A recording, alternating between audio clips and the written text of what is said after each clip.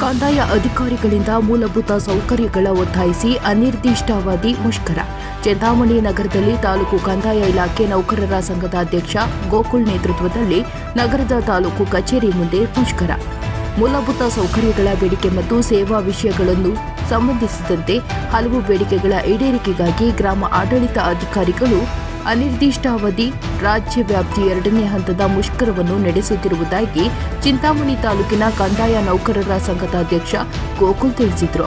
ಈ ಸಂದರ್ಭದಲ್ಲಿ ಉಪಾಧ್ಯಕ್ಷ ರಮೇಶ್, ಖಜಂಜಿ ಅಕ್ಷತಾ, ಸಂಘಟನಾ ಕಾರ್ಯದರ್ಶಿ ಸಾದಿಕ್, ಪ್ರಧಾನ ಕಾರ್ಯದರ್ಶಿ ದಿವ್ಯಾ, ಶರಣು, ಕೊಟ್ರೇಶ್, ಸಂಗೀತ, ವಿನೋದ್ ಸೇರಿದಂತೆ ಹಲವಾರು ರಾಜಸ್ವ ನಿರೀಕ್ಷಕರು, ಗ್ರಾಮ ಲೆಕ್ಕಾಧಿಕಾರಿಗಳು, ಗ್ರಾಮ ಸಹಾಯಕರು ಹಾಜರಿದ್ದರು. ವರದಿ ರವಿಕುಮಾರ್, NKS TV4, ಚಿಕ್ಕಬಳ್ಳಾಪುರ.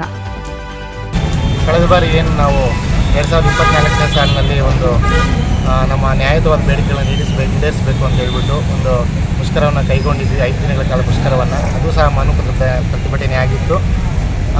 ಅದನ್ನು ಸರ್ಕಾರದವರು ನಮ್ಮ ಎಲ್ಲ ಪದಾಧಿಕಾರಿಗಳನ್ನು ಕರೆದು ರಾಜ್ಯಾಧ್ಯಕ್ಷರನ್ನು ಕರೆದು ನಿಮ್ಮ ಬೇಡಿಕೆಗಳನ್ನು ನ್ಯಾಯಯುತವಾಗಿ ಈಡೇರಿಸ್ತೀವಿ ಅಂತ ಹೇಳಿ ಕಾಲಮಿತಿಯನ್ನು ತೆಗೆದುಕೊಂಡಿದ್ದು, ಆ ಕಾಲಮಿತಿಯಲ್ಲಿ ನಮ್ಮ ಬೇಡಿಕೆಗಳನ್ನು ಯಾವುದೇ ರೀತಿ ಸಹ ಈಡೇರಿಸದೆ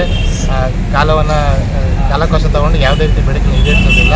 ಹಾಗಾಗಿ ಮತ್ತೆ ಈ 2ನೇ ಹಂತದ ಮುಷ್ಕರವನ್ನು ನಾವು ಎಲ್ಲ ನಮ್ಮ ರಾಜ್ಯದ ಎಲ್ಲ ಪದಾಧಿಕಾರಿಗಳು, ರಾಜ್ಯಾಧ್ಯಕ್ಷರು ಮತ್ತು ಜಿಲ್ಲಾಧ್ಯಕ್ಷರನ್ನು ಕೂತ್ಕೊಂಡು ಕಾರ್ಯಕಾರಿ ಸಮಿತಿಯನ್ನು ಮಾಡಿಕೊಂಡು 2ನೇ ಹಂತದ ಮುಷ್ಕರವನ್ನು ಪ್ರಾರಂಭ ಮಾಡ್ತೀವಿ ಅಂತ ಹೇಳ್ಬಿಟ್ಟು ಎಲ್ಲರೂ ಸಹ ಮಾತಾಡಿಕೊಂಡು ಇದೇ ತಿಂಗಳ 10ನೇ ತಾರೀಕಂದು ನಾವು ಈ ಥರ ಎಲ್ಲ ತಾಲೂಕು ಕಚೇರಿ ಆವರಣದಲ್ಲಿ ಒಂದು ಮೌನವಾಗಿ ಸರ್ಕಾರಕ್ಕೆ ನಮ್ಮ ಬೇಡಿಕೆಗಳನ್ನು ಮನದಟ್ಟಾಗುವ ರೀತಿಯಲ್ಲಿ ಒಂದು ಕಪ್ಪು ಪಟ್ಟಿಯನ್ನು ಧರಿಸಿಕೊಂಡು ಒಂದು ಮುಷ್ಕರವನ್ನು ಮಾಡಬೇಕು ಅಂತ ನಿರ್ಧಾರ ಮಾಡಿದ್ದೀವಿ.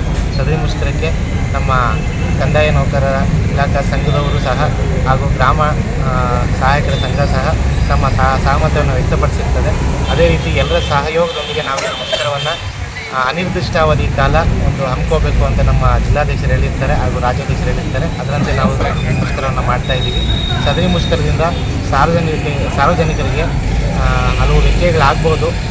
ಸೇವೆಗಳನ್ನು ತಲುಪೋದ್ರಲ್ಲಿ ಸಾರ್ವಜನಿಕರು ಸಹ ಸದರಿ ಮುಷ್ಕರಕ್ಕೆ ನಮಗೆ ಸಹಕಾರ ಕೊಡಬೇಕು ಹಾಗೂ ಪತ್ರಕರ್ತರು ಸಹ ಈ ಮುಷ್ಕರಕ್ಕೆ ಸಹಕಾರ ಕೊಟ್ಟು ಮುಷ್ಕರನ ಯಶಸ್ವಿ ಮಾಡಬೇಕು ಅಂದ್ಬಿಟ್ಟು ಈ ಸಮಯದಲ್ಲಿ ಕೇಳ್ಕೊಳ್ತೀನಿ.